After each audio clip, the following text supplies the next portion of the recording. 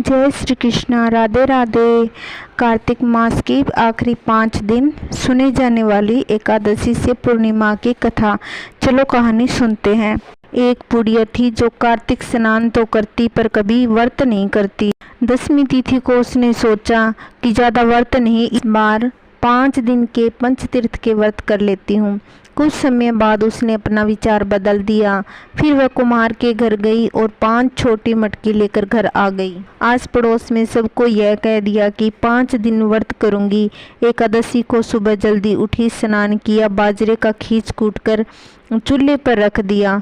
खींच जब आधा पक गया तो उसने चूल्हे की अंगीरें निकालकर उस पर खींच को रख दिया। सोचा मंदिर जाकर आऊंगी, तब तक खींच पक जाएगा और मैं आकर खा लूंगी। मंदिर गई, भगवान के भजन कीर्तन किए। भगवान ने सोचा कि यह सबको कहती है कि मैं 5 दिन के व्रत करूंगी, परंतु यह तो घर में खींच बना कर आई है जो जाकर खा लेगी। फिर व्रत कैसे होगा? मुझे ही कुछ करना पड़ेगा, इसका व्रत रखवाना ही होगा। भगवान ने अपना दरबार लगाया। बुढ़िया घर गई।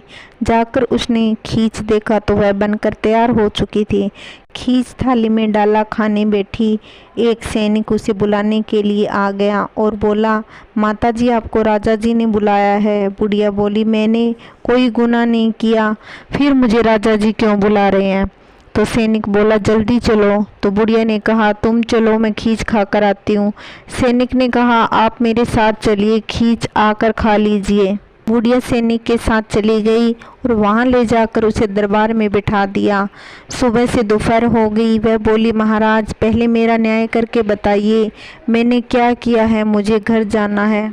राजा बोले, थोड़ी देर बाद। तब तक बैठी रही। शाम हो गई तो राजा जी सैनिक से बोले कि इसे घर छोड़कर आ जाओ। सैनिक बुढ़िया से बोला, चलो माताजी, आपका न्याय अब कल होगा, आज तो रात होने वाली है। बुढ़िया घर गई। जाते ही खींच को देखा तो वह पूरी तरह ठंडी हो चुकी थी। उसने सोचा, भूख तो लगी है पर ठंडा कौन खाएगा, सुबह ताज़ा बनाकर गरम गरम खा लूंगी। यह सोचकर उसने खींच से भरी हांडी बाड़े में ले जाकर फेंक दी और सो गई। सुबह जल्दी उठी, नहाई और खींच कूट कर चूल्हे पर चढ़ा दी।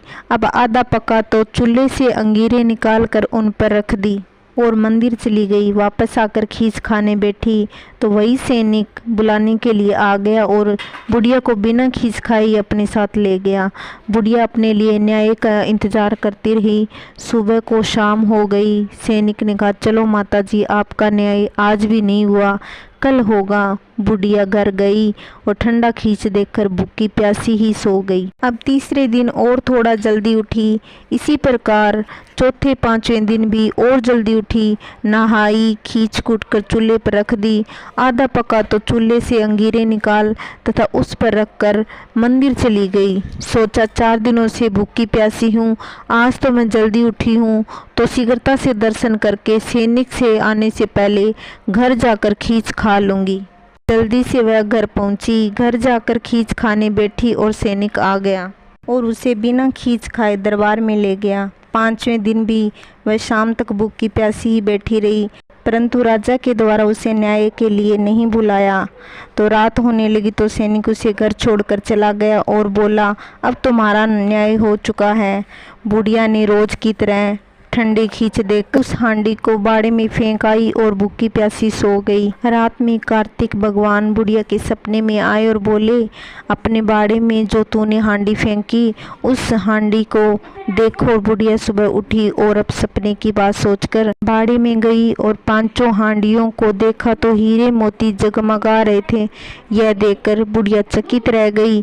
तभी भगवान मोर मुकुट पीताम्बर धारण कर प्रकट हो गए। बुढ़िया से बोले, ये तुम्हारे 5 दिन के विषम पंचंग व्रत का फल है। तुम्हें दरबार में बुलाने वाला मैं ही था, दरबार भी मेरा ही था और राजा भी मैं ही था। तुमने अपने जीवन में कभी व्रत नहीं किया, तुम मेरी भक्त हो, इसलिए मैंने तुम्हारा व्रत रखवाया। इसलिए तुम्हारे उद्धार के लिए तुम्हें 5 दिन के उपवास करवाए। बैकुंठ से विमान आया और बुढ़िया ने भगवान को धन्यवाद दिया। भगवान के साथ विमान में बैठकर भगवान के चरणों में बैकुंठ धाम पहुंच गई। जैसे बुढ़िया को दिया वैसा भगवान सबको देना।